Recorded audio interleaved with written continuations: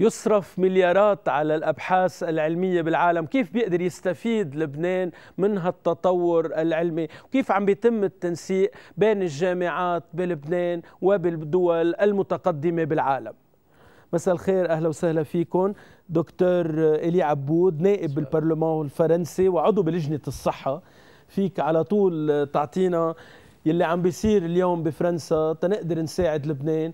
وأكيد بدنا نسألك كيف ممكن أنه فرنسا تكون قيمة مضافة للجامعات بلبنان وللمستشفيات وللأطباء.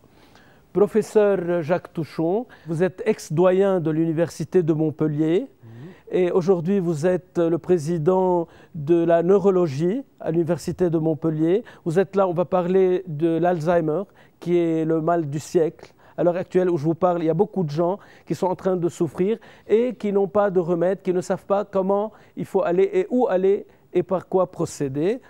نقيب الأطباء في لبنان، أهلا وسهلا فيك. ريمون صايغ، كثير بهمنا نعرف كيف عم بيصير التنسيق والعلاقات بين لبنان وباقي دول العالم ومستوى الخدمات بلبنان ومستوى الأطباء. أهلا وسهلا فيك أيضا الدكتور أنطوان معلوف، رئيس مجلس إدارة مستشفى المشرق. عندك نشاط كتير مهم بموضوع المحاضرات يلي عم تجرى بلبنان وعم تبرم حول العالم لتشوف وين في اختراعات وأبحاث جديدة وعم بتجيبها على لبنان. بالبداية دكتور عبود، نائب بالبرلمان الفرنسي، شو ممكن تعمل فرنسا لتقدر تساعد لبنان؟ ومعروفة العلاقة التاريخية بين لبنان وفرنسا، نحن بنسميها الأم الحنون. وهلأ اليوم وقت تكون عم نحكي بالطب لابد من انه نقول انه فرنسا في عنا بعض الحقوق عليها انه تساعدنا من الناحيه الانسانيه، وبما انه الطب رساله اكيد مفترض ما يكون في تقصير. شو جوابك؟ وي استاذ كريم، 100% اللي عم بتقولوا علاقه فرنسا مع لبنان علاقه قديمه، صحيح، علاقه سياسيه، علاقه تاريخيه، واليوم كمان العلاقه الطبيه قديمه. انا متذكر من 20 30 سنه و40 سنه الاطباء اللبنانيه نائبنا اللي بيروحوا يعملوا طب، أول برنسيب، أول شغلة بتجي على الفكر كانت فرنسا.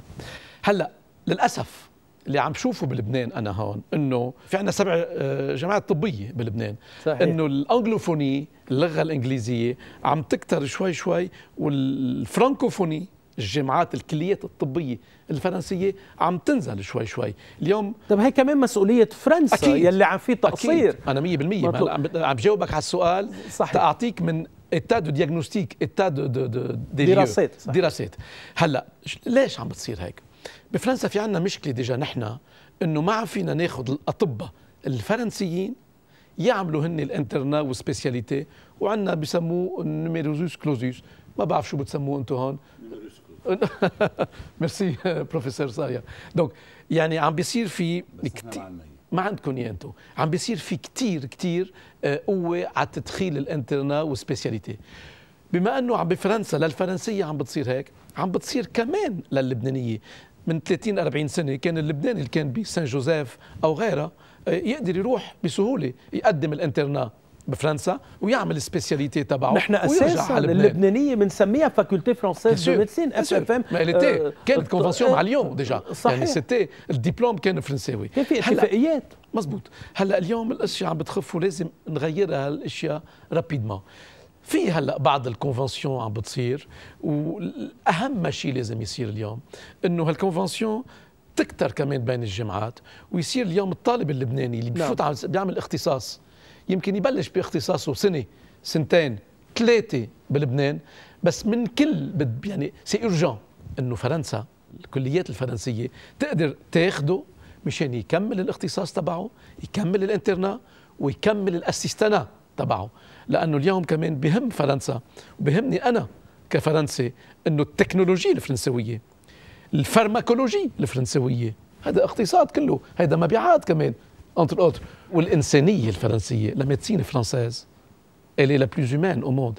هالبرنسيب كله هيدا لازم بس يروح الطالب اللبناني ويقدر يكمل تاني بارتيم تبعه الاختصاص بفرنسا تيرجع على لبنان التخصص، يعني التخصص تبعه، حتى لو فرنسا حطت عليه حدود انه انت ما فيك تبقى فرنسا، تيجي بتعمل عنا سنتين ثلاثة أربعة، تتخصص، تاخذ التكنولوجي، بتعمل الريشيرش، بتعمل كل شيء وبترجع على بلدك. هيدا أهم شيء لازم ينعمل. وأنا كنائب فرنسي وعضو بالكوميسيون دي زافير سوسيال، يعني أهم أول مرحلة لازم أعملها هيدي بلشنا فيها مع مونبولييه، لأنه أنا خريج مونبولييه وحدي صديقي البروفيسور جاك توشون اللي بيجي اليوم 3 أيام مثلا بالشهر مع صديقه البروفيسور بيجول بالكانسير على مستشفى المشرق. اوكي، لانه مستشفى المشرق فتحت بوابه وعرف الدكتور معلوف يفتح الريسبتور. بس سوري ما بدي زعله، لازم كمان تكتر اكثر كمان، مش بس مستشفى وحده، مستشفيات كثير بلبنان تفتح بوابه للفرنسيين بهالكونفنسيون. طيب حكينا عن التقصير وعن المشكلة يلي عم يحكوا عنها المدرسة الفرنسية والمدرسة الإنجليزية والأمريكية. اليوم الطب بعد فينا نحكي بمدارس؟ لا، ما بعتقد. الطب اليوم سي يونيفرسال. نعم. اليوم أكيد يمكن في بالسياسة اللي بتطبق الضمان الاجتماعي، السيكوريتي، الأسيورانس، بيصير فرق بين السيستم الفرنسي والسيستم الأمريكاني. بس اليوم لما تطلع بالريشيرش، بالجينيكولوجي، بالجاسترونترولوجي، المحاضرات في عالميا مع بعضنا، ما في فرق اليوم. كلها الريشيرش هي ذاتها. اهم شيء اي بلد عم بيحط المويان اكثر تيعمل الريشيرش اكثر وتيعمل ديكوفيرت لدواء جديد قبل غيره. هيدي اشياء بتتغير. حتى اليوم بالموازنه دايما بيحكوا على موضوع الابحاث، وتقدر تقيم دوله وتعرف ان حضاريه بتشوف قديش اليوم رصدوا للابحاث العلميه 100%. وهيدي شغله صارت حقيقه 100%. ومن ناحيه الجامعات الفرنسيه مثلا بنشوف انه مثل جامعه مونبولييه والبروفيسور جاك توشون اليوم بيناتنا مشكور انه موجود معنا. أنا بقدر أقول إنه من أكبر الجامعات بالعالم للطب، وعم بيجي يحكم بمستشفيات بلبنان. يعني مستشفى المشرق بيعطينا باردون خبرته، يعني مش إنه يحكم، لا بيجي يومين ثلاثة بيعاين كمان الحالات الصعبة، بيشوف شو الحالات اللي هي موجودة، وبيقرأ الملفات طبعا. فإذا هيدي مساعدة كتير كبيرة للجامعات اليوم، هي الأرقى في العالم مثل جامعة مونبولييه. هذا شغله مهم جدا انه نقدر نستمر، ومثل ما عم تقول انه تتوسع هالعمليه، لانه ما بعتقد انه ناقص الاطباء اللبنانيين اي شيء. وهون نقيب بيهمني اطرح عليك السؤال، مستوى الأطباء بلبنان قبل ما نبلش محاضرة صغيرة على موضوع الألزهايمر. وبيهمني أذكر أنه أنا طرحت هيدا الموضوع ورح أستمر فيه، لأنه صار فيه مطالبة كتير كبيرة من عدد كتير كبير من المشاهدين. في كتير ناس عندهم هالمرض بعدهم بحاجة يعرفوا أكثر عنه، يشوفوا الوقاية والعلاجات الجديدة. تفضل عن مستوى أطبائنا بلبنان قبل ما ندخل على موضوع المحاضرة. أنا برأيي تعرف نحن بلبنان بنعمل الطب التطبيقي أكثر شيء. نعم. بنعمل دراسات وبنعمل أبحاث. ما في بالدولة نعم بيدجي بينعطى أو بيتقرر للأبحاث على مستوى وطني. في جامعات لأنه أساساً كلفتهم كتير عالية. أوكي، هو خليني أقول لك ليش بدولة معينة الأبحاث مهمة. إن كان بالطب أو بغير شيء، لأنه مرتبطة بصناعات الأدوية، مرتبطة بصناعات الميديكال ديفايسز، مرتبطة باقتصاد طويل عريض. الأبحاث العلمية واللي بيطلع من الجامعات بيؤدي ليوما ما لفكرة بتروح نحو الصناعة أو نحو الطب أو نحو كله. هيدا بيخلق فرص عمل، بيخلق اقتصاد، بيخلق إمكانية لتعمل توريد لخبرتك ولاختراعاتك وأبحاثك. إذا الأبحاث بكل شيء اقتصاد المعرفة يعني هي اليوم هي المستقبل. الفكر بتسبق أي خطوة اقتصادية، الفكر والأبحاث والعلم. هلا نحن أكيد عنا أبحاث وعنا أبحاث من المستوى العالي، ولكن ما عنا أبحاث بالكمية وبالزخم يلي موجود بالبلاد الأوروبية، ولا بفرنسا ولا بأمريكا ولا شيء، بعاد كتير. ولكن على مستوى معين عنا أبحاث، وأبحاث من الصنف الأول وبتنحط بمجلات طبية من الصنف الأول، إلى إمباكت فاكتور بسموه، يعني قديه بتنقرأ هالمجلات وقديه بينذكر هالأبحاث، تنذكر بشكل عالي جدا، وإذا إلى إمباكت، إلى تأثير على الناس وعلى الأطباء وهيك. ولكن تأثيرها أكيد على قد الوطن الصغير وعلى قد الإمكانيات اللي عم نحطها وراها. هلا ايه سوري دكتور بروفيسور، ايه انا بدي اعطي كمان الاكسبيرينس تبعي عن نيفو مش الاطباء، عن نيفو الطلاب اللي عم بيعملوا الاختصاص اللي بالطب واللي بيروحوا لعنا على فرنسا. وانا فيني اقرنهم، وحكيت مع اصدقائي جاك نتائجهم وقت تشوف مع زملائهم الفرنسيين. اهم شيء اليوم عندنا نيفو، عندنا النيفو تيوريك بلبنان بكل الجامعات، ما بدي اقول هيدي وهيدي، كتير عالي. اللي بنقصنا بلبنان نحن هون هو المصاري، مشان الريشيرش هيدي يلي عندهم اياها بفرنسا وبامريكا اكيد بالدول، بس النيفو حتى خد النيفو بعد الباك. في عندهم كمان تاريخ، ما فيك تخلق جيل مفاجئ بموضوع الابحاث. بس انا اللي بدي اقوله انا اللي بدي اقوله مسيو كريم انه النيفو سكولير، النيفو تيوريك تبع الباشولييه اللي طالعين من الباك من لبنان، والنيفو تيوريك بالجامعات الطبيه بلبنان كتير قوي، وبس يروحوا لهونيك يعني فريمون بذات المستوى، بس تطلع اكثر شوي هون بتصير القصه مشكله، لانه ما في ريسيرش. ما بعرف اذا انت معي. اكيد 100% هالكلام. نحن ما عندنا اي مشكله بمستوى الاطباء اللي عم نخرجوا من جامعات وكليات الطب بلبنان، يعني كتر خير الله، لانه على هالمنبر عاده عندنا مشاكل كثيره بلبنان. منيح يلي عندنا هالشمعه المضيئه اللي هي الطب في لبنان واطباء. الحمد لله. بتعرف كيف بنعرف؟ يعني هي مثل بالطب. بالطب بس تعالج مريض في شيء بالانجليزي اسمه اوتكم، يعني شو صار فيه بالاخير، هل ضل طيب اما لا. لو بتعمل علاج طويل عريض، اذا كان السرفايفل، اذا المريض منه شفي بمطرح معين تكون في فشل بطريقه التعامل. بالطب ذات الشيء. نحن بالنسبه لنا اطبائنا بنشوف وين صاروا، تلميذنا وين راح، وين وصل، وين اطبائنا بالعالم، وين تلاميذنا اليوم بامريكا بفرنسا باوروبا يلي ما رجعوا. وقسم كبير من يلي عندهم الشهادات من الصنف الاول موجودين حاليا بالمستشفيات اللبنانيه. الطبيب عنده شغله مهمه كثير، بس يعمل طب عنده دايما نوع من الشغف ليروح نحو الافضل، نحو الاكسلنس، نحو الافضل.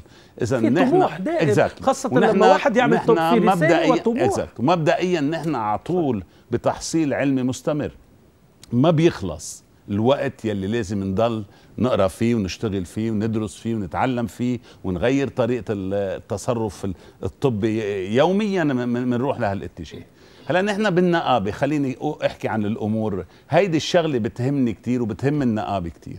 ليه؟ لانه هيدي الصوره للطب والطبيب الكفؤ واللي بيعرف شو عم بيعمل واللي عم بيحصل علمه واللي عم بيكون على المستوى بتهمنا ورايحين عليها. يعني رح نعمل كل اللي لازم لنأمن النوعية، لنقيس النوعية، لنتأكد من الأطباء يروحوا على النوعية. وأهم شيء لأنه للحقيقة كمان أوقات مش كل الأطباء عندهم ذات الإمكانات، مش كل الأطباء قاعدين بذات المراكز الطبية.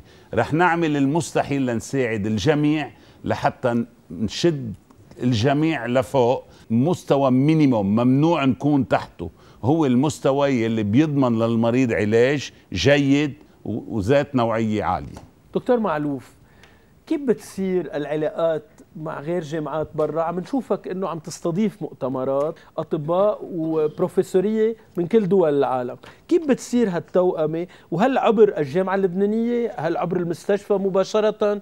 كيف كمان بيتابعوا الاطباء مش بس الطلاب والتلاميذ؟ بهمني اعرف كيف كمان بيوصل طبيب بيكون مبلش بلبنان بيروح كمان بيتخصص بمستشفى بيتابع الانترنات تبعه. الحقيقه تفضل نقيب وحكي بالموضوع، ونحن مشكلتنا هي بالابحاث طبعا، انه هيدي مش قادرين وبدها ميزانيه.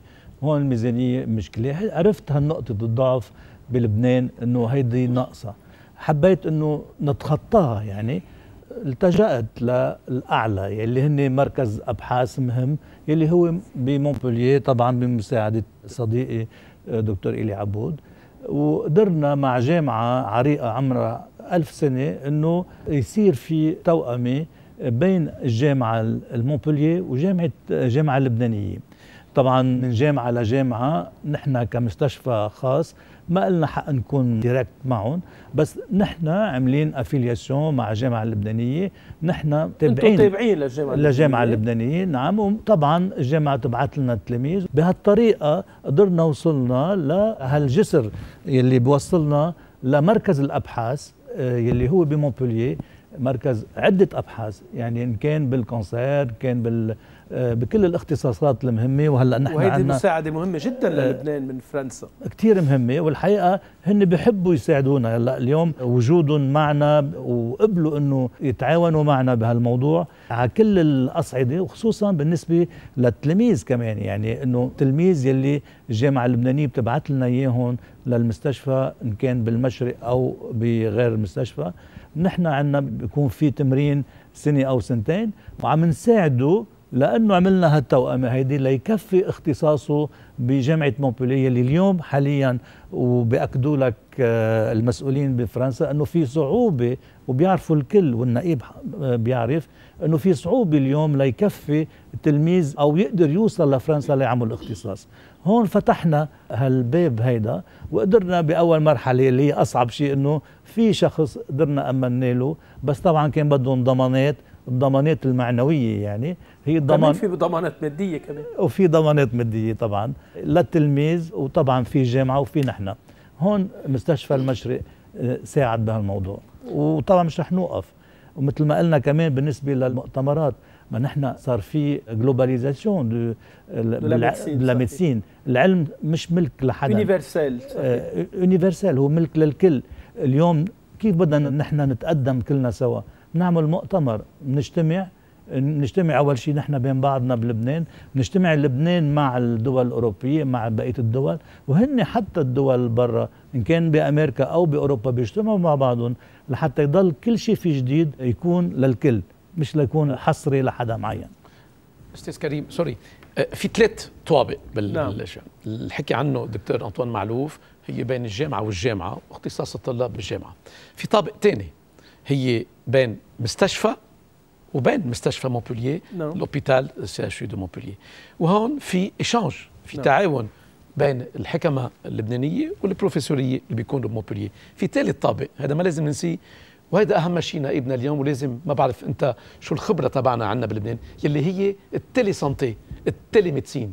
انه اليوم بيكون حكيم بلبنان بالمستشفى تبعه اختصاصه منيح، النيفو تبعه منيح، بس بحاجه يمكن بس يكون قدام مريض يا تكنيك يا اما كونسلتاسيون، انه يقدر يتعاطى، يقدر يحكي، يقدر يعمل باسريل مع زميل له بمستشفى جامعيه قويه عنده الاكسبيرينس اكثر.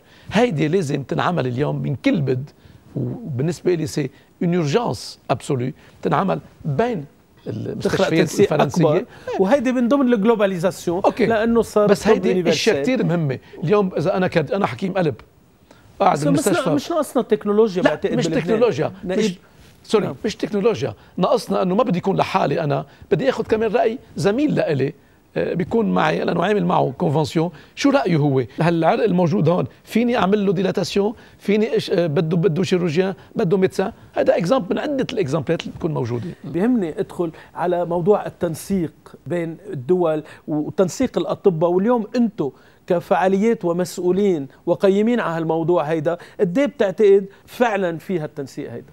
اليوم في كوميونيكاسيون بأدوات اللي عندنا بين الأطباء، بين المستشفى والطبيب، حتى لو كان ببيته فينا نحن في كوميونيكاسيون. دونك نحن عم نقدر نبعت صور، عم نقدر نبعت فيديوز، عم نقدر نبعت كوميونيكيشن، عم نقدر نشوف فحوصات مباشرة على الكمبيوتر من المنزل على اللابوراتوار تبع المستشفى. نحن عم نقدر نهتم بالطبيب بالمريض من وراء ومن خلال المستشفى. دونك الكوميونيكاسيون 100% انا مع 100%، لانه هيدي عم نمارسها يوميا، وهي اللي عم بيحكي عنها مزبوط دكتور عبو. يعني بعطي اكزامبل صغير يمكن بيساعد للفكره اللي بدنا نعملها. يعني نحن جبنا ARM هلا جديد، هالARM طبعا في اطباء عظيمين عندنا مشان يقروا الARM، بس عطينا دوزيام افي بمونبوليه. دونك صار هيدي هي التليميدسين، هي التليميدسين. يعني انه ذات الوقت هالصوره بتكون، بس هيدا مش جديد يعني بالعالم موجوده، يعني مش انه بس بدك تعمل كونفنسيون، بس لازم نعمل كونفنسيون لنعملها. هيدي بتساعد لحتى نضل ناخذ راي ثاني بهالموضوع. لفتني وقت كنت عم تقول انه نحن بنتابع اطبائنا وبنتابع حتى نتيجه العمليات. هو عاده الطبيب مش اوبليغاسيون دو مويان، مش دو ريزولتا. يعني وي اتونسيون، نحن شو كنت قاصد؟ خليني اشرح اللي عم نقوله. نحن عندنا واجبات نعم لنحط كل امكانياتنا بتصرف المريض اكزاكتلي وما نتخاذل وما نهمل ونكون ورا المريض بكل امكانياتنا النفسيه والجسديه والهذا.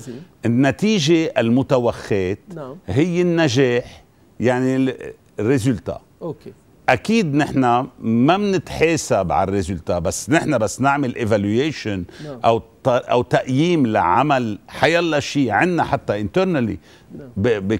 بالنسبه للطبيب في مطرح بنروح بنطلع كل شيء بنعمله بالنهايه شو نتائجه الفعليه. نحن بنعمل اوتو ايفالويشن، نعمل تقييم ذاتي، نحن بنطلع على عملنا، بنعمل كواليتي على عملنا. بفضل فيه انه هالكواليتي هيدي لانه فيها المتابعه، بنشوف انه الاطباء اللي عم يتخصصوا وعم بيتخرجوا من لبنان عم بيكونوا من اهم الاطباء بالعالم. Professeur Touchon, premièrement, nous avons besoin d'une définition. Il y a beaucoup de gens qui ont demandé une émission encore pour avoir encore plus d'informations, l'Alzheimer étant encore un peu inconnu de notre public libanais. Comment vous pouvez définir l'Alzheimer? C'est une maladie chronique, dégénérative, du cerveau. إنه مرض مزمن وتنكسي يصيب الدماغ، علما بأن الخلايا النبيلة في الدماغ أي العصبونات تمرض وتنتكس ثم تذوي، وذلك بسبب بروتين غير طبيعيين يترسبون شيئا فشيئا في الدماغ، البروتين بيتا أميلويد والبروتين تاو. وترسب البروتينات المذكورة سوف يعدل تدريجيا طريقة عمل عدد من عصبوناتنا، بحيث يطال كبداية العصبونات المرتبطة بالذاكرة والنطق، ثم بكل الوظائف الفكرية التي تخولنا أن نكون أناسا أحرارا، أي الجنس البشري بشكل عام. إذن نساء أو رجال أحرار ومستقلون ذاتيا، ولكن للأسف مع تطور ذلك المرض وتعديله شيئا فشيئا كافة الوظائف المعروفية والفكرية ثم الوظائف الحركية يولد حالة انعدام استقلالية. وفي الماضي كانوا يصورون المرض بإقرانه بأمرين: الاختلال العقلي والشيخوخة. أما اليوم فنعرف أن المرض قد يصيب فردا يافعا، كما نعرف أنه خلال 10 أو 15 أو حتى 20 سنة يتطور بصمت من دون أن يظهر أي دليل طفيف. En parlant de vieillissement, pour être très clair, tous les gens parlent que l'Alzheimer c'est la maladie des vieux. Il y a toujours des exceptions à la règle. Est-il vrai que seuls les vieux vont être touchés par cette maladie? La patiente la plus jeune qu'on ait eu à traiter dans le département. المريضة الأصغر سنا التي اضطررنا لمعالجتها في قسمنا كانت بعمر 29، وتلك الحالة استثنائية بالكامل. ورغم ذلك تظهر حالات من داء ألزهايمر لدى أفراد أعمارهم 55 أو 60 أو 65 سنة، ولا يزالون في أوج نشاطهم ويتحملون مسؤولية عائلة وأولاد، وإصابتهم بداء ألزهايمر في العمر المذكور تعتبر كارثة وجودية. وذلك نادر ولكن ليس استثنائيا، ولكن مع التقدم في السن تزداد تدريجيا أرجحية الإصابة بذلك المرض. إذن أنا معرض لعامل خطير واحد. Donc l'âge n'est qu'un facteur de risque. L'un des facteurs. أحد العوامل الخطيرة وتحول المرض إلى هم هائل لا ينتج عن فيروس، كما لا ينتج عن تنظيم المجتمع أو التلوث، مع أن تلك العوامل تلعب دورا، بل ينتج خصوصا عن الشيخوخة. ولهذا السبب يصبح المرض مهما للغاية من حيث الأعداد. Pollution, même si ça joue un rôle, c'est essentiellement dû au vieillissement.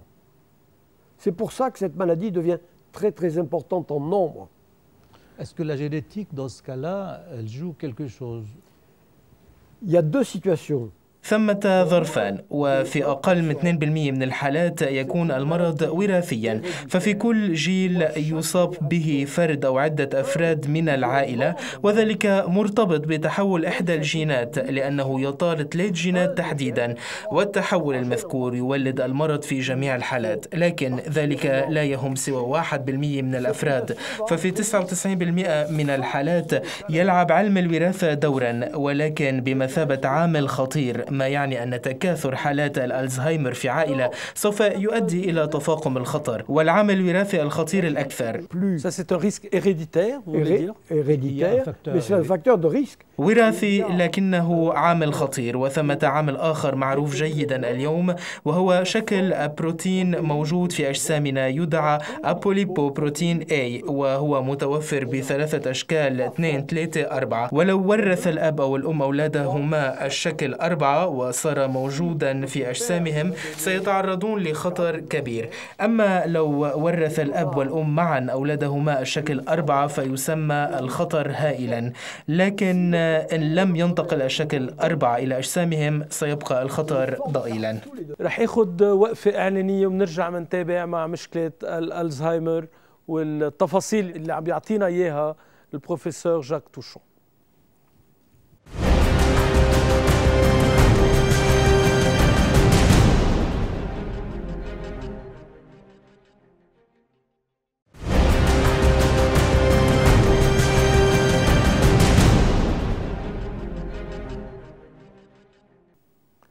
عودة إلى المنبر، الموضوع الطب والأبحاث العلمية. Professeur Jacques Touchon, vous étiez en train de nous expliquer un peu et de définir l'Alzheimer en tant que maladie.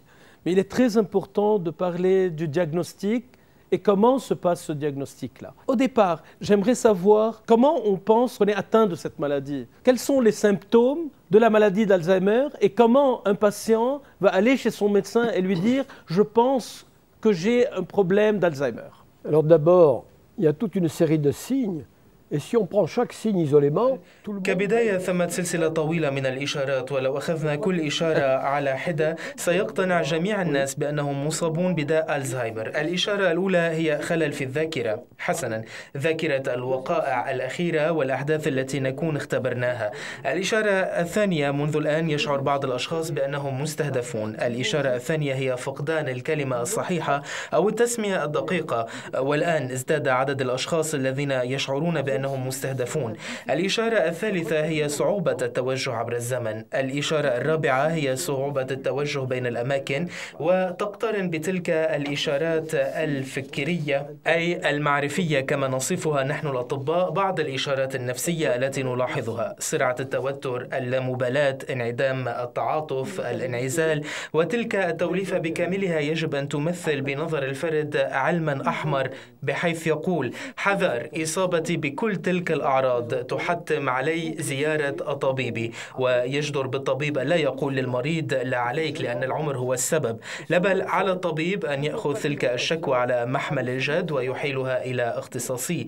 والأخير سيجري عددا من التحاليل لكي يفحص تلك الوظائف المعرفية الذائعة الصيت: الذاكرة وحس التوجه والنطق.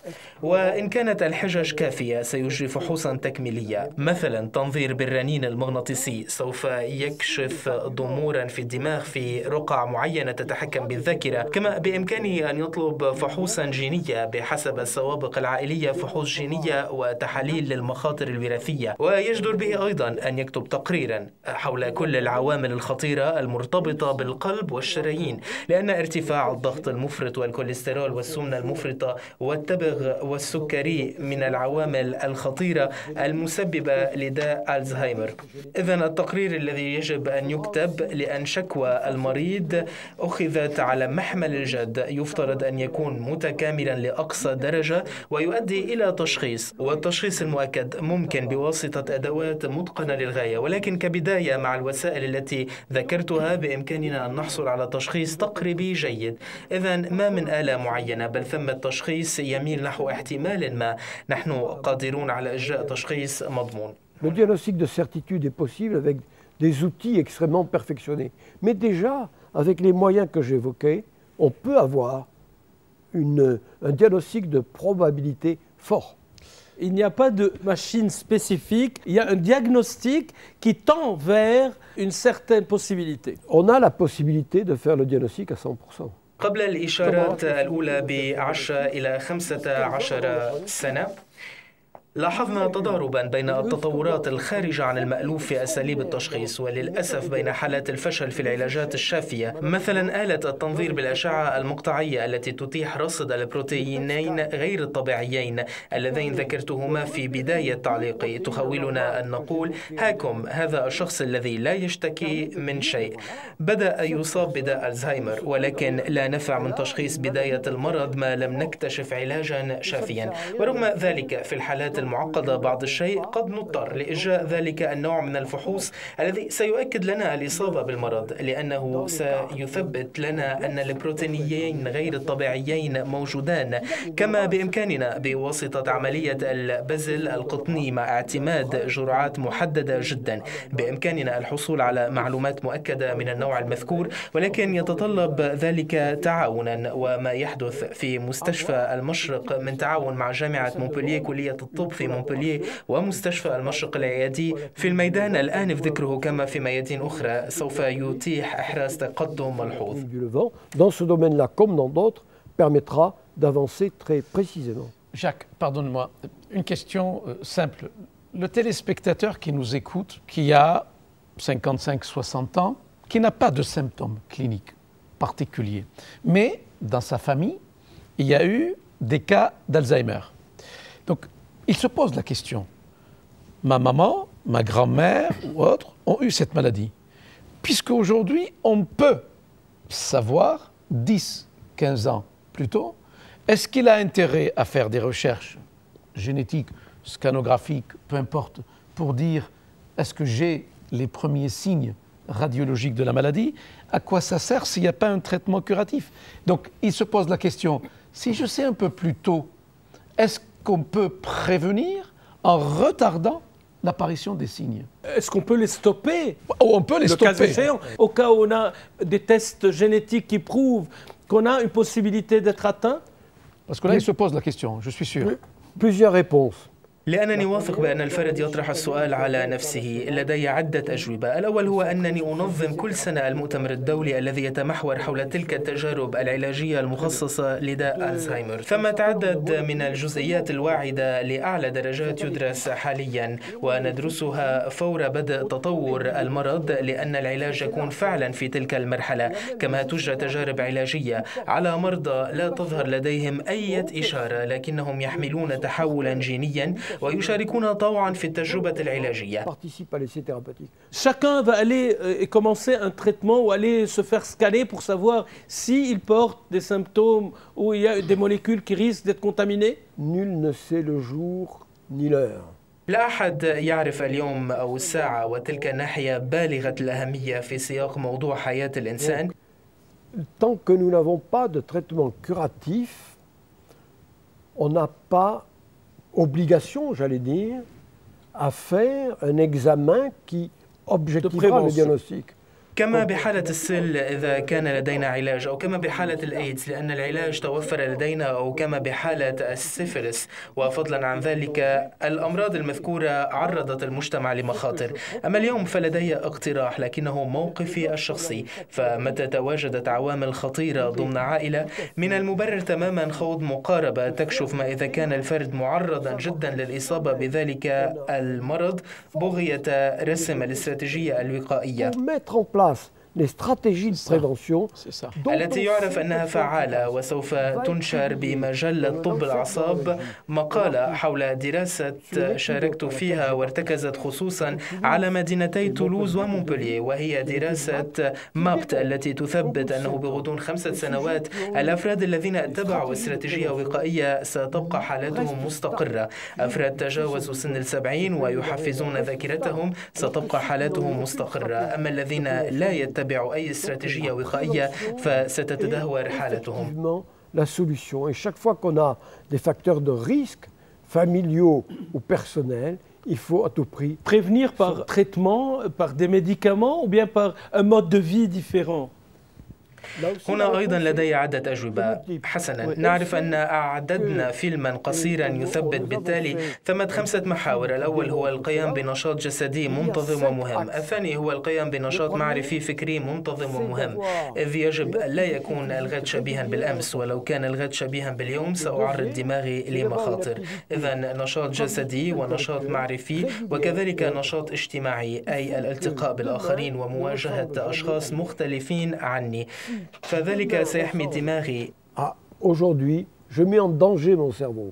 Donc activité physique, activité cognitive, activité sociale, rencontrer l'autre, se confronter à l'autre différent de soi, ça va protéger notre cerveau. L'alimentation. J'y viens. سأصل إليها. التغذية هي النقطة الرابعة، والتغذية دقيقة لأقصى درجة، وتتمثل عموما بالحمية في حوض البحر المتوسط. لكننا محظوظين هنا في لبنان أو في جنوب فرنسا حيث أقيم، لأن ثقافتينا تفرضان تلك الحمية التي اعتدناها. وحمية حوض البحر المتوسط مكونة من الأسماك غالبا، ومن الفواكه والخضار كل يوم، ومن اللحم الأحمر مرة أو مرتين في الشهر كحد أقصى، ومن اللحم الأبيض ربما. أما الزبدة فيجب استبعادها، ولنحتفظ بزيت الزيتون الذي يرمز إلى حوض البحر المتوسط. وقد أثبت فريقنا بالمعهد الوطني للصحة والبحوث الطبية أن تأثير زيت الزيتون يتغير بحسب الجرعة، أي كلما أكثرنا منه نحمي دماغنا بشكل أفضل. C'est une très bonne thérapie, en plus c'est très bon. Exactement. Et ensuite, le dernier point. صحيح. والآن النقطة الأخيرة، وصديقي إلي لن يعارضني. النقطة الأخيرة هي تسوية العوامل الخطيرة المرتبطة بالشرايين. بالفعل تسوية الوزن الزائد، وتسوية ارتفاع الضغط المفرط، وتسوية نسبة الكوليسترول الفائقة، والإقلاع عن التدخين، وكل تلك الخطوات ستتيح الحصول على ما سينشر بعد أسبوع بمجلة علم الأعصاب، أي حماية أدمغتنا. Vous savez ça, vous allez avoir cette publication à l'hôpital pour la distribuer aux gens. Là, j'ai demandé à M.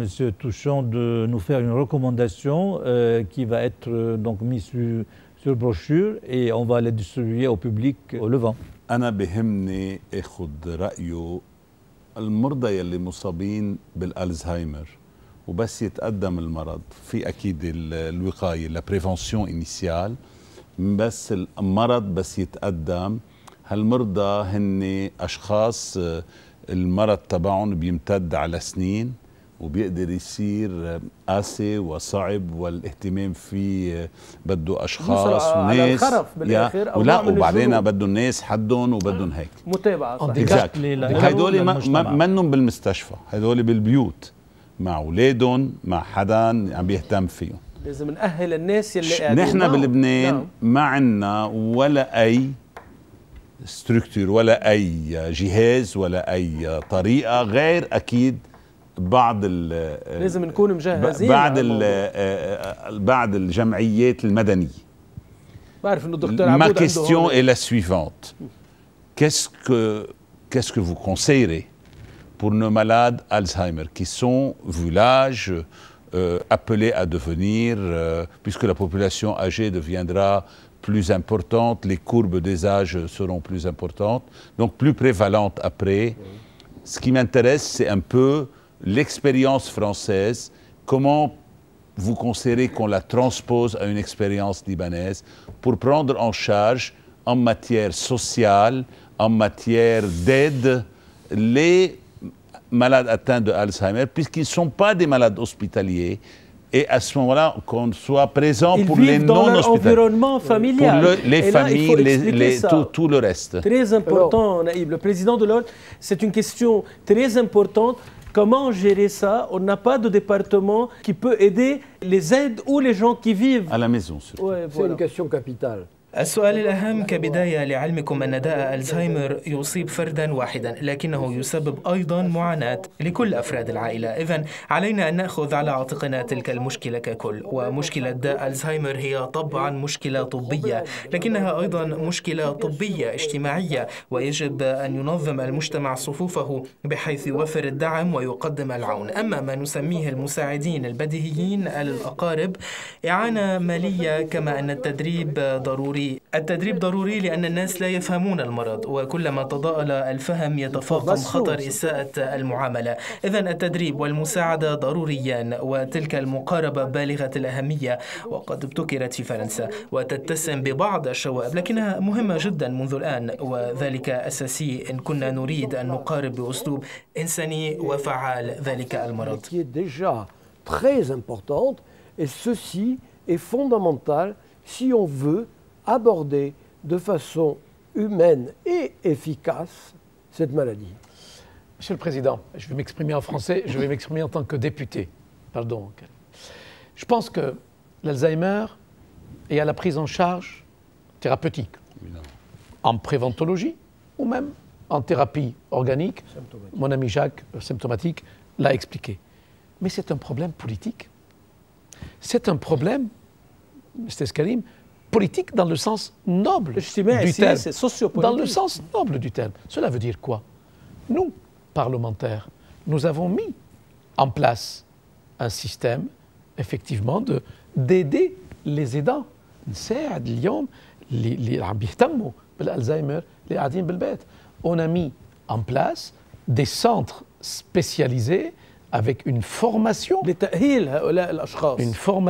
des soignants pour les prendre en charge. Donc, il y a la présence, parce que le traitement ne se fera pas forcément dans les hôpitaux académiques comme les vôtres. Oui. Le traitement, c'est la prise en charge familiale à la maison.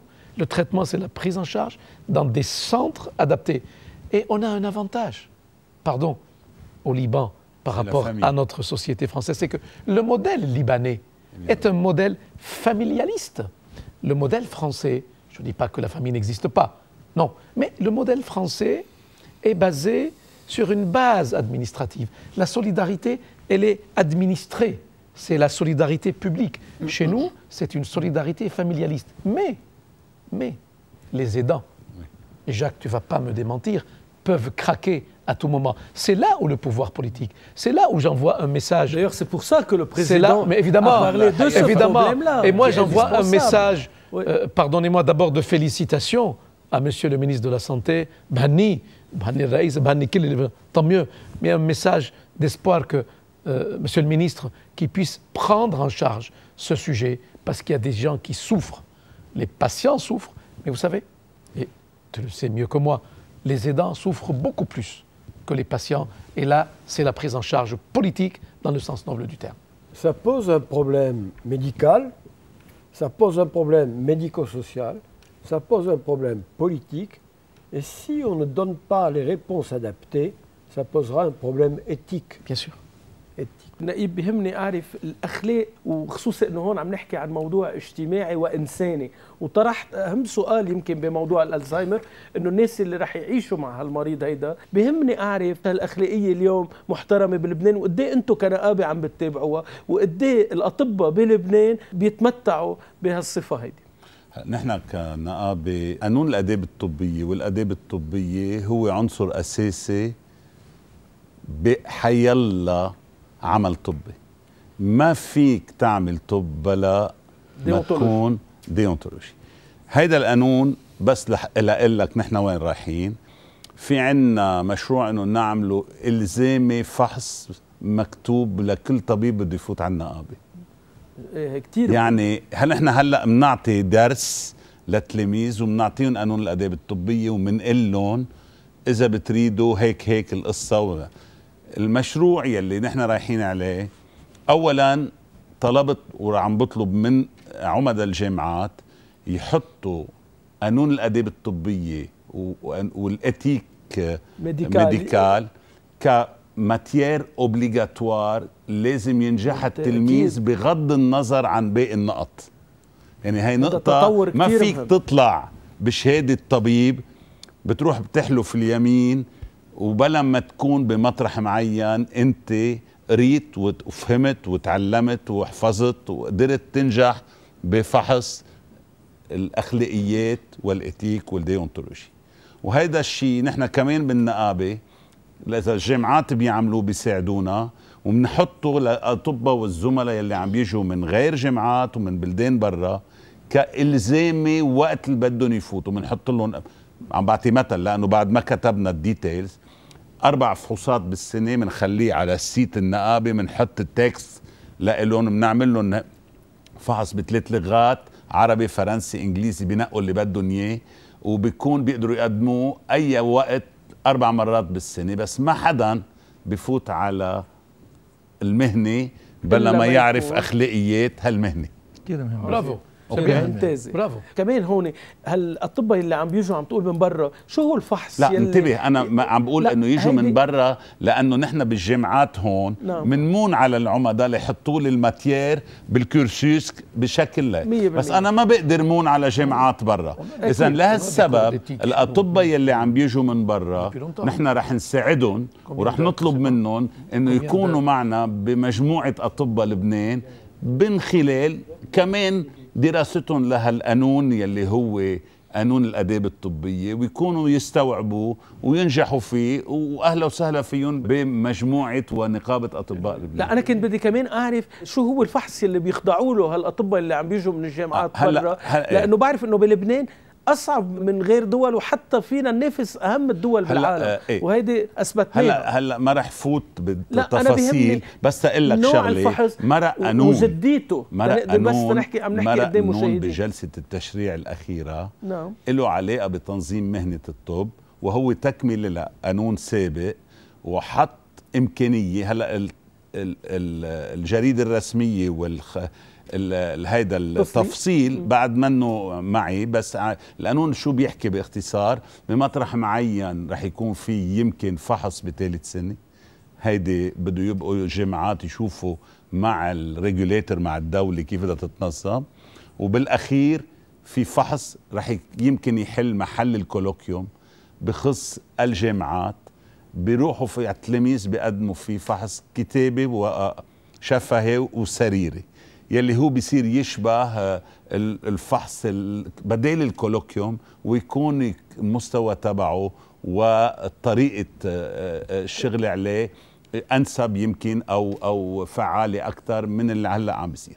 اليوم عندهم كولوكيوم يلي منه مخرج من الجامعة اللبنانية، طلاب الجامعة اللبنانية معفين الكولوكيوم لأنه عندهم شهادة من جامعة وطنية. طلاب الجامعات الخاصة بلبنان وجميع الطلاب الجايين من حيا جامعة من برا ملزمين انه يقدموا فحص الكولوكيوم. يلي ما عنا اياه بعد هو فحص الاختصاص. نعم.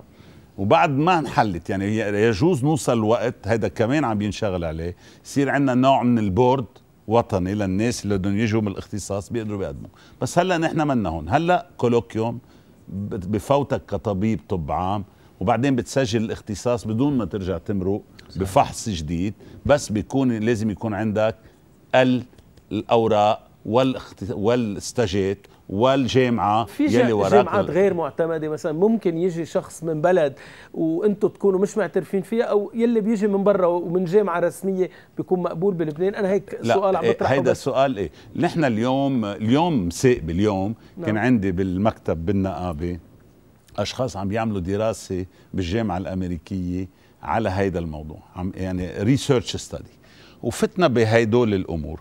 اليوم نحن في قانون بيقول لكل اختصاص عدد السنوات، بيقول لكل اختصاص انه يكون في جامعة ورا الشهادة، بيقول لكل اختصاص انه يعمل ستاج سنة واثنين وثلاثة واربعة وخمسة.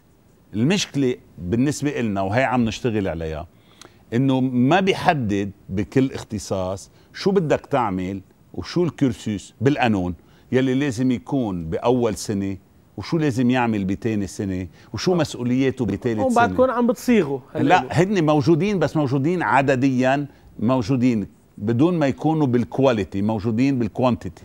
حتى بالكوانتيتي في مشكله كمان اليوم. بلا ما نعمل مقارنه بين جامعات امريكا وفرنسا وجامعات البلاد الشرقيه، ما رح ندخل بهالموضوع. انا اصلا ما رح بدخل فيه. حتى انا بعطيك اكزامبل، حدا جاي من فرنسا حتى عمل الميدسين جنرال وعمل سنه او سنتين اختصاص او ستاج انترني، بيجي على لبنان بيقدم الكولوكيوم بينجحوا، كولوكيوم ميدسين جنرال، بس هيدا ما بيحق له بفرنسا يكون طبيب اختصاصي ولا بلبنان. اكيد من أكيد. انا بتحمل مسؤوليه كلامي.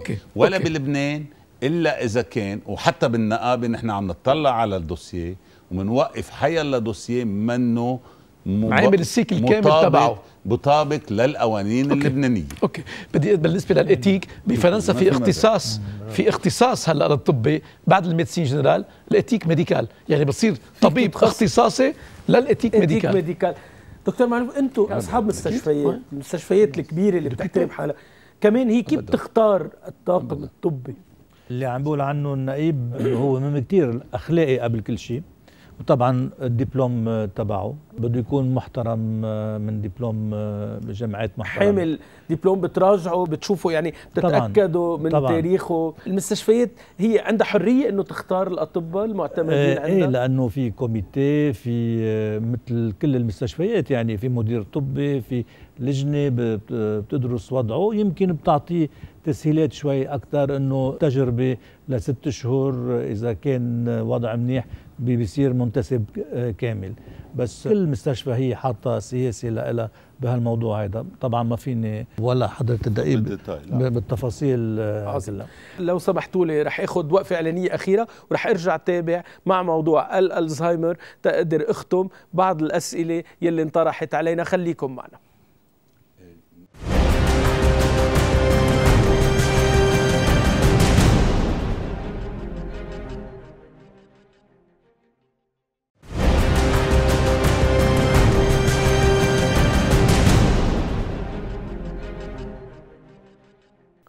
عودة للمنبر. Professeur, nous avons parlé un peu des traitements, des conseils, du diagnostic.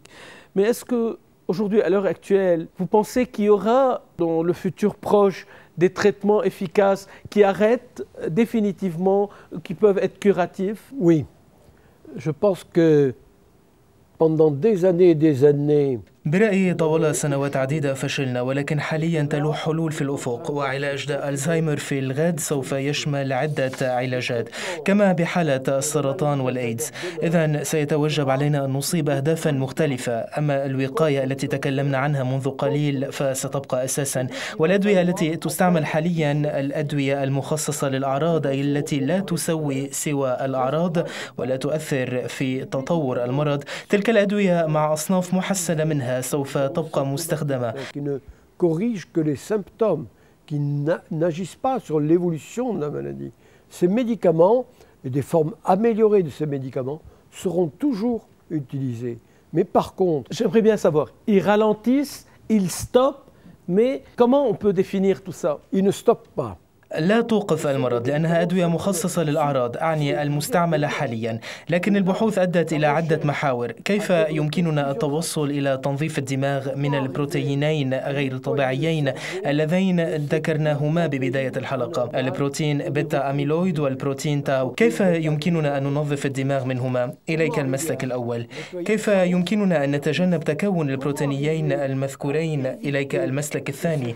والمسلك الثالث يقضي بالتأثير في آليات أكثر حميمية على غرار الالتهاب والإجهاد المؤكسد. ولو بلغنا ذلك المستوى لن نحصل على محور علاجي لداء الزهايمر فحسب، بل أيضا لداء باركنسون وأمراض أخرى عصبية تنكسية. On aura non seulement un axe thérapeutique pour la maladie d'Alzheimer, mais aussi pour le Parkinson et d'autres maladies neurodégénératives.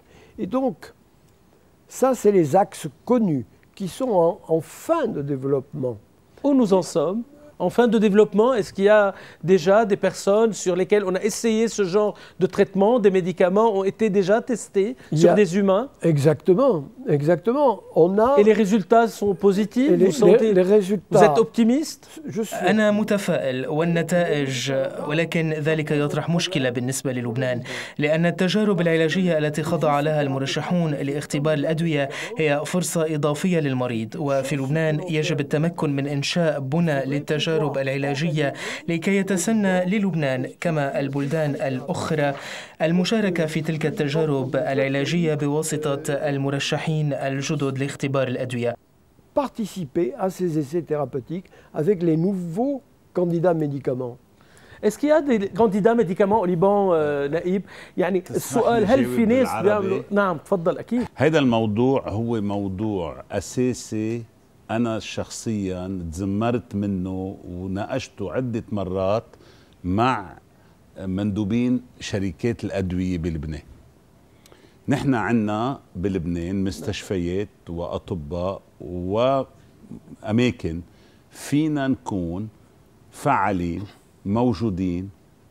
نعم. ونشتغل على أبحاث علمية اللي تسمى اسي ثيرابيوتيك لهم علاقة بتستينج لعلاجات معينة بس على أشخاص. في شيء اسمه informed consent، يعني نعم. الموافقة المستنيرة.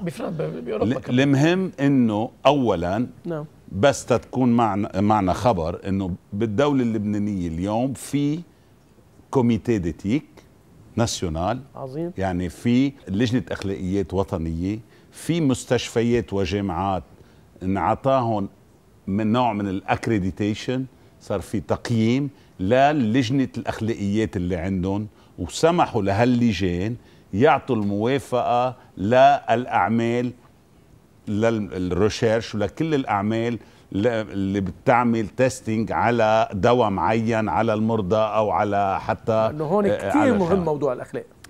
أهم شيء بالعملية هي مثل العادة احترام الأصول، احترام إرادة المريض، يكون في انشورنس، يكون الدراسة مزبوطة، متابعة بطريقة مزبوطة، في ناس خبراء بالدراسات بالستاتستيك بالشغل، ويكون المريض معه خبر مثل ما 100% وموافق. وبعدين كل مرحلة من مراحل المريض بدها تتابع، إذا في أي خطر ضئيل على المريض بتوقف الدراسة خصوصا هلا فيك تعمل دراسة لوكل بالبلد، فيك تعمل انت تكون بفريق عمل موجود ببلدان تانية، يعني مثل ما بيسموها اتيود مولتي سيت، بيكون في كذا بلد وكذا ونحن فريق من هالفرق.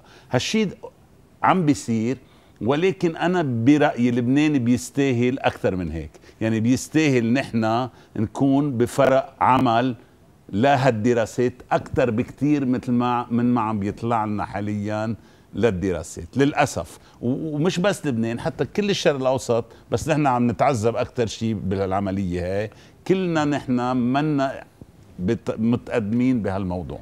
في عندي سؤال لحضرة النقيب بس تنوير، يعني خصوصا تنستفيد من هالابحاث الموجوده برا.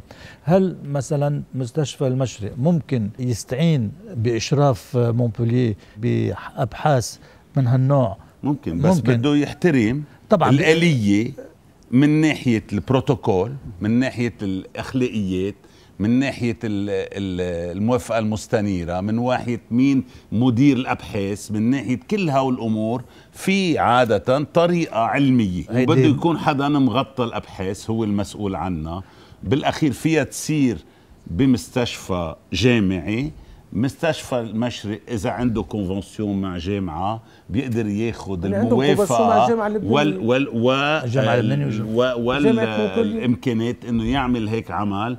أهم شيء بحيلا عمل طبي يكون معمول بالطريقة المضبوطة العلمية يلي هي على الآخر. هل أنه هل أنه أنا بحاجة موافقة من النقابة من وزارة الصحة؟ هلا النقابة عندها رأي بهذا الموضوع وإلى حق تعطي رأيها، بس نحن بنعطي رأينا من ناحية نحن من استشاري، من جرب نكون عندنا رأي على إخلاقيات أي شيء عم بيصير بالنسبة للأبحاث الطبية بالبلد. في كمان إتكس وفي لجان إلها علاقة بالأخلاقيات. ما فيك تعمل أي بحث طبي. أنا خليني أحكي عن المستشفى اللي أنا بشتغل فيه أوريدي بدون ما نكون بس بالنقابة. ما فيك تعمل أي فحص أي دراسة أي شيء بلا ما تمرق على لجنة الأخلاقيات وعلى الإتكس ويعطوك موافقة عليها ولا شيء. انه انت مؤهل تقدر تعمل هالدراسه. مش بس مؤهل، بيطلعوا على الدراسه اذا هي ما فيها خطر على بس قبل ما توصل على الشيء والمؤهل اكيد اذا انت مؤهل انك تدخل. ما في شيء اسمه بروتوكول يعني بيندرس. بروفيسور اليوم اللي بنعمل نحن بروتوكول بفرنسا، تعطي الكاد تبع الجامعه تبعي تبع مونبولييه، قبل ما ينزل هالبروتوكول الريشيرش فاز 2 أكيد. ولا فاز 3 مارق كلها بكل بنسميها نحن عندنا الانسام اجانس ناسيونال سيكوريتي ميديكامون، يعني مارقين بكل الفيلتر تبع الاتيك. سؤالي هو صغير هلا، لما اليوم بروفيسور توشون بكره بروفيسور بيجول اللي عم بيجوا يحكموا هون عندهم هن بروتوكول ثيرابيوتيك فاز 2. انا اعطي اكزامبل.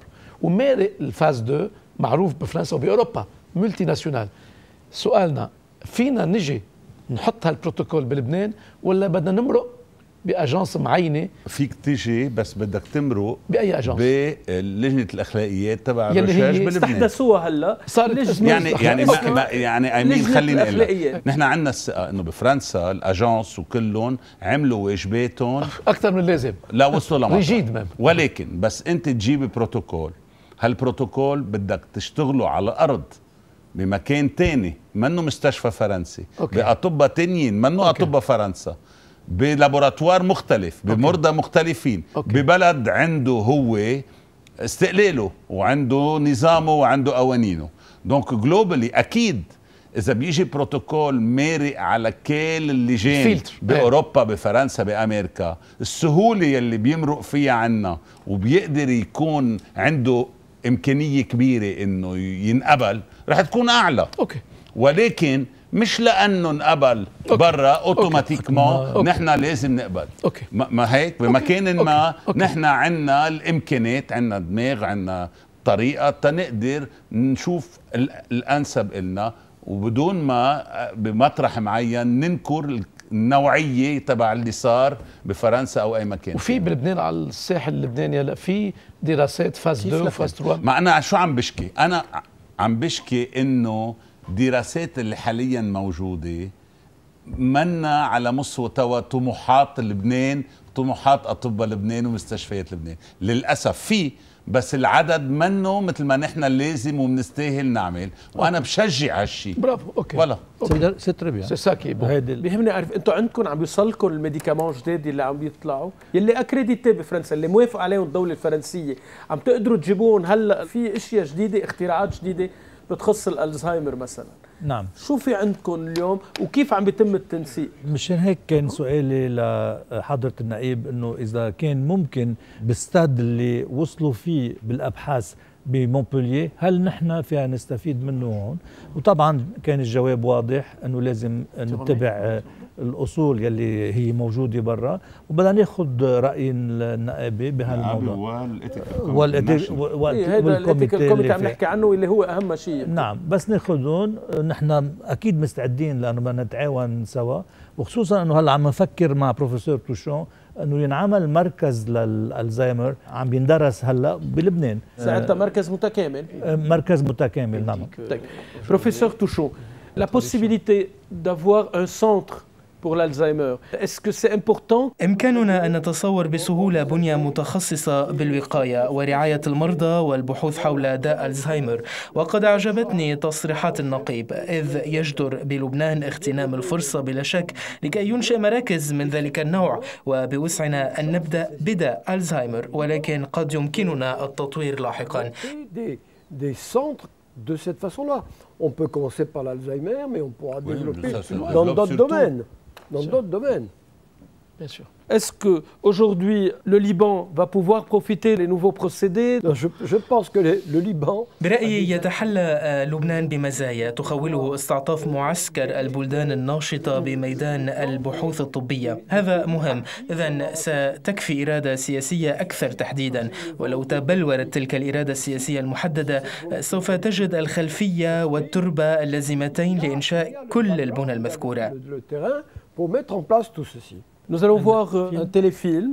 Oui, تفضل دكتور. هون لازم نستفيد من محبة الفرنسيين وخصوصا لنا انه نحن بعهد الرئيس ميشيل سليمان تم اتفاق، وكان دكتور عبود كمان هو الاساس، بين وزيرة الصحة الفرنسية وهون على عدة اشياء المساعدة للبنان. يعني يمكن اذا ممكن نحييها نرجع، وكنت انا الواسطه بهالمعاهده، فينا نستفيد من هالابحاث.